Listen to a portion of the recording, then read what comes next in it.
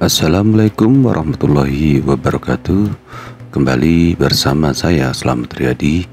Saya akan kembali menceritakan salah satu kisah yang terdapat dalam buku Alif Laila wa Laila. Kali ini hanya sebuah kisah pendek, yaitu kisah tentang seorang pria Baghdad yang bangkrut. Kemudian dia bisa kaya lagi hanya melalui sebuah mimpi. Berikut kita simak kisah selengkapnya. Di Baghdad pernah hidup seorang pria yang sangat kaya, namun entah karena suatu kesalahan tertentu di mana dia harus mengalami kehilangan dan kerugian atas semua hartanya, yang akhirnya membuatnya bangkrut, sehingga harus menjual seluruh asetnya untuk bertahan hidup. Dia merasa sangat sedih, hingga jalan satu-satunya untuk bertahan hidup harus bekerja keras dan mulai dari bawah lagi. Suatu malam ketika dia berbaring mencoba untuk tidur dengan masih diliputi perasaan cemas dan sedih, akhirnya dia mampu memejamkan mata dan tertidur. Dan dalam tertidurnya dia bermimpi, di mana di dalam mimpinya dia melihat ada seorang yang tak dikenalnya berkata kepadanya, "Keberuntunganmu ada di Kairo, pergilah dan carilah di sana." Seketika dia terbangun, saking putus asanya dia merasa bahwa masih ada harapan baru untuk kebangkitan dari keterpurukannya. Kemudian dia segera berangkat ke Kairo mengikuti saran yang ada di dalam mimpinya. Tetapi ketika dia tiba di kota Kairo, waktu sudah memasuki malam.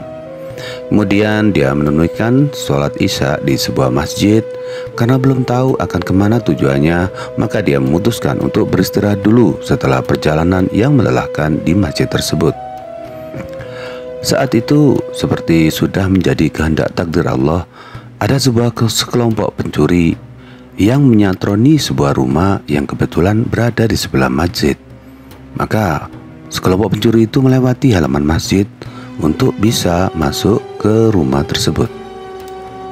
Sampai kemudian terdengar teriakan dari dalam rumah tersebut, di mana kawanan pencuri itu melarikan diri dan kabur.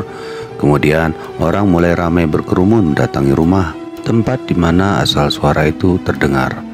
Di mana tak beberapa lama kepala polisi datang membantu beserta petugasnya. Kemudian polisi tersebut melacak jejak para pencuri yang melewati dinding yang bersebelahan dengan masjid, dan terus ditelusurinya hingga mereka memasuki masjid dan menemukan pria dari Baghdad itu yang sedang tertidur di sana. Kemudian polisi membangunkan dan menarik tangan pria itu, lalu menahannya. Mereka memukulinya dengan tongkat sampai dia hampir mati. Kemudian mereka menjebloskannya ke dalam penjara, di mana dia tinggal selama 3 hari. Setelah itu kepala polisi memanggilnya dan berkata kepadanya, "Dari mana asalmu?" "Dari kota Baghdad," jawabnya. "Dan apa urusanmu datang ke kota Kairo?" tanya polisi itu.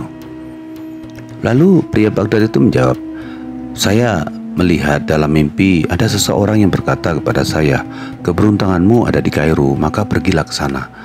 Tetapi ketika saya sampai di sini, ternyata Anda lebih dulu menangkap saya sebelum saya menemui keberuntungan yang dia janjikan kepada saya." Kepala polisi itu tertawa terbahak-bahak sampai dia kelihatan gigi rahangnya dan berkata, "Hei bodoh, kamu meninggalkan Baghdad dan berangkat ke Kairo hanya karena perkataan orang di dalam mimpi?" "Benar," jawab pria Baghdad.